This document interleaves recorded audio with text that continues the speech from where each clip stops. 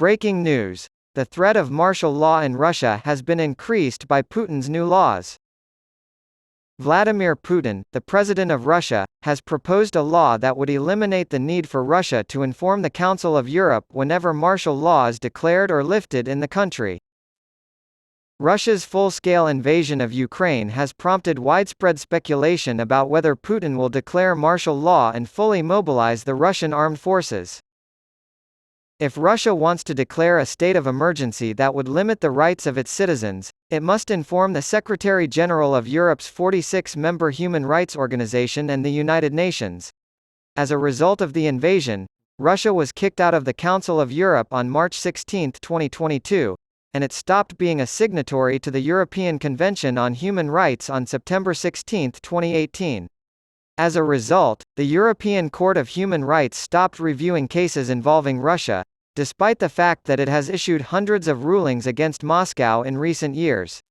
Putin presented a bill to the Russian Duma on Wednesday that would, if passed, remove the need to notify the Council of Europe prior to declaring martial law or lifting a state of emergency.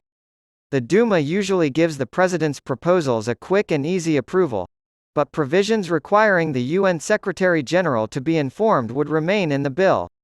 According to the draft legislation, the convention in question ceased to apply to the Russian Federation, as did the protocols ratified by Russia, as of March 16, 2022. This was first reported by the Russian state news agency TASS. Some nationalist military bloggers have been calling for martial law to guarantee Moscow's victory in Ukraine, but the Kremlin has denied it wants to implement it. Putin told a group of milbloggers in June that some kind of special regime or martial law does not make any sense. To increase the number of Russian troops in Ukraine by 300,000, Putin did order a partial draft in September 2022, and he hasn't rescinded this order. As a result, many Russian men of draft age left the country in droves, and the Duma has since passed legislation making it more difficult to avoid military service. Some of these measures include pushing the draft age up to 30 from 27, increasing the penalties for those who try to avoid serving, and issuing electronic summons that, if ignored, would prevent the recipient from leaving the country.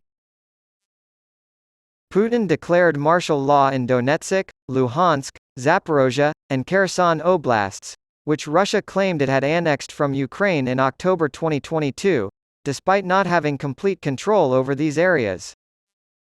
Moscow's grip on the regions is far from absolute, and Ukraine's counteroffensive to retake territory from Russia's occupation continues into its third month.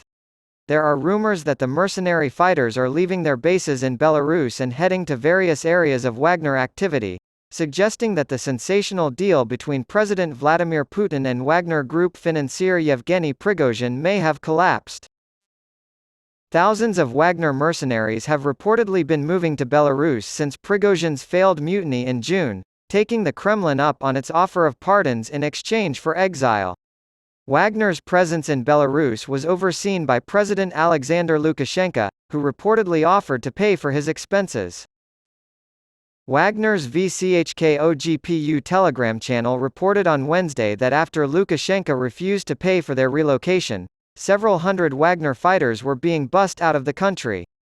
According to the channel, some of the fighters were headed to the Russian cities of Voronezh, Rostov-on-Don, and Krasnodar, while others were headed to Libya.